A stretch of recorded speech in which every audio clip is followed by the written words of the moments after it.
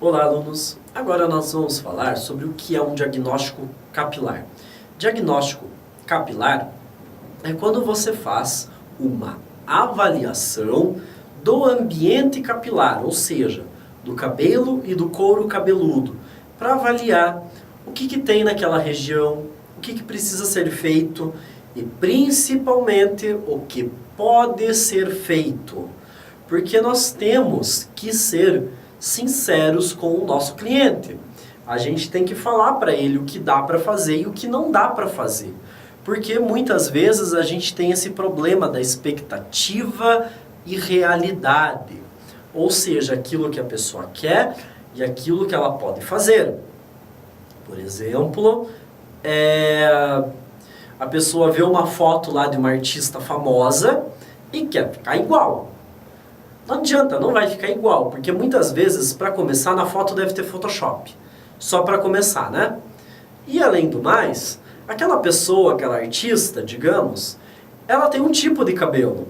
O cabelo dela tem uma saúde diferente da pessoa que está indo fazer com você o tratamento. Então não tem como a gente falar, olha, vai ficar igual. A gente tem que fazer o diagnóstico capilar, que é justamente avaliar o que dá para fazer e o que não dá para fazer. Então, no diagnóstico capilar, a gente vai avaliar uma série de coisas. A gente vai avaliar tipo de cabelo, a natureza química e física daquele cabelo. A gente vai avaliar a saúde. A gente vai avaliar para ver se teve uso de química ou se não teve, se é o chamado cabelo virgem. Tem que fazer testes de alergia. A gente vai ter que ver também questão de sensibilidade, que é diferente de alergia. A gente tem que ver também da nossa parte, se nós sabemos fazer determinado procedimento, se temos o material possível para fazer aquele determinado procedimento. Avaliar também para ver se a pessoa vai poder fazer a parte do home care, porque muitas vezes é necessário que a pessoa cuide também do cabelo em casa, né? E não apenas no salão, no estabelecimento. E isso também é necessário que seja visto, porque senão não adianta fazer. Então, isso é o diagnóstico capilar. Nada mais é do que uma anamnese que a gente faz para avaliar a qualidade de um cabelo. E o cabelo, ele é uma parte do nosso corpo que está constantemente exposta a danos. Entre elas, nós temos, por exemplo, o dano solar. O sol pode fazer mal para o nosso cabelo, em excesso. O que o sol vai fazer? Através da radiação ultravioleta, o sol ele vai degradar o cimento intercelular, fazendo com que as cutículas se desprendam do córtex. Fazendo isso, nós temos um outro efeito. O calor também vai aumentar a perda de água do cabelo e o cabelo vai se ressecar. Além disso, nós podemos ter a oxidação das melaninas, fazendo com que um cabelo possa ficar com aquela cor de ferrugem no topo da cabeça, porque a melanina se oxida.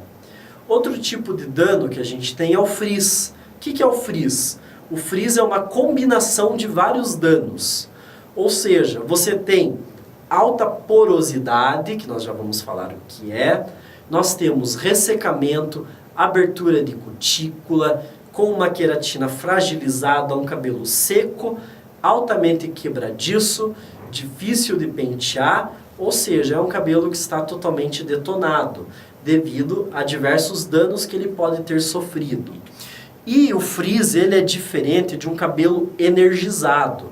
Cabelo energizado é quando você eventualmente tem um ou outro fio rebelde que fica em pé, por causa de diferenças de cargas elétricas que podem ter no cabelo. Isso pode acontecer dependendo do tipo de cosmético, do pente que você usa. Você pode ter essas cargas elétricas se repelindo, fazendo com que o fio fique se levantando sozinho. Isso é diferente do frizz. O frizz, o cabelo muitas vezes está todo armado porque ele está com excesso de danos. Quando você tem o cabelo energizado, você pode usar ali um gel ou um óleozinho de silicone só naquela parte específica para derrubar o fio. E apenas isso. Mas o que é a porosidade do cabelo? A porosidade do cabelo está relacionado com a abertura das cutículas. Então podemos ter um cabelo com alta porosidade, porosidade normal e baixa porosidade. A porosidade alta, agora vejam aqui comigo na imagem para a gente entender, alta porosidade é quando a cutícula ela está muito aberta, como aqui nesta imagem. Qual seria a consequência da gente ter cutícula muito aberta? O córtex fica exposto a danos e o cabelo vai ficar mais fragilizado. É aquele cabelo que de repente você pega a tinta pega com muita facilidade, mas ao mesmo tempo desbota com muita facilidade. Então é um cabelo que vai ser danificado com muita facilidade. A porosidade normal é aquela onde a cutícula é semipermeável, ela não é nem tão aberta, mas não é nem tão fechada. Então aqui nós temos a condição ideal de cabelo. E na porosidade baixa, nós temos uma situação onde as cutículas são muito fechadas. O que acontece quando a cutícula é muito fechada? Nós temos dificuldade, por exemplo, para usar uma tinta, para fazer um tratamento, porque a cutícula não consegue abrir, até mesmo para fazer uma limpeza do cabelo, porque vai ter que ser necessário o uso de um shampoo com pH muito alto para fazer essa cutícula poder abrir. O cabelo ele é mais resistente, porém pode ser um cabelo muito mais duro, com um aspecto muito estranho, aquele aspecto de cabelo rígido.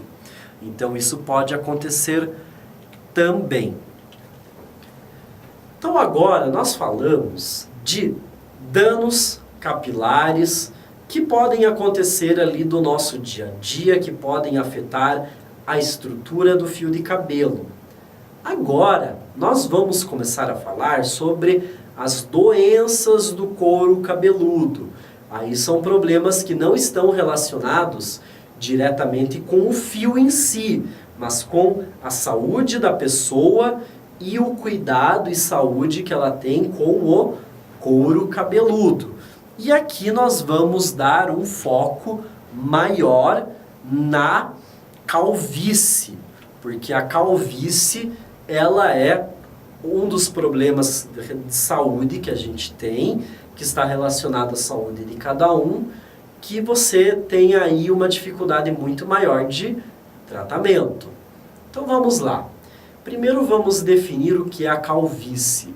A calvície, ela é quando você tem uma perda de cabelo que é maior que a reposição ou sem nenhuma reposição, até o ponto aonde você tem sinais de falta de cabelo. O cabelo começa a ficar mais ralo, onde você tem regiões que você percebe a falta. A calvície ela pode ter diversas origens. Nós vamos falar sobre elas. A principal delas, que nós vamos dar um foco maior, é a origem genética. Mas ela pode ter também origem nutricional e origem emocional, psicológica. A nutricional e a psicológica, ela é mais comum para mulheres, enquanto a genética é mais comum dos homens. E já que estamos falando de calvície genética, eu quero que vocês observem comigo aqui nesta imagem. Nesta imagem, nós temos aqui mostrando o seguinte. Nós temos os fenótipos e genótipo, lá da genética. O que é o genótipo? É a expressão no DNA, ou seja, aquilo que está escrito lá no teu DNA. E o fenótipo é a expressão biológica do que está escrito lá no genótipo. Vamos olhar aqui. Para o homem ser calvo, basta que ele tenha apenas um alelo dominante. O que é alelo dominante? Está vendo aqui que tem cesão, cesão. Esse C maiúsculo representa o alelo dominante, porque nós herdamos um do pai e um da mãe. Então, para o homem basta ter um alelo dominante. Se ele tiver um, ele vai ser calvo. Então, se ele for cesão, cesão, calvo. Cesão, cezinho, calvo. Então, o homem ele tem mais chance de ser calvo do que não ser. ele tem uma alta probabilidade de calvície. Ao contrário da mulher. A mulher ela só será calva, terá calvície, se ela tiver dois alelos dominantes. Se ela tiver cesão, cesão. Então teria que vir um da mãe e um do pai, para ela poder ser calva. Então a chance da mulher ser calva é menor. Então voltando aqui para mim, agora nós vamos encerrar essa etapa, vamos fazer uma pausa e em seguida nós retornaremos para falar sobre a calvície e as suas etiologias.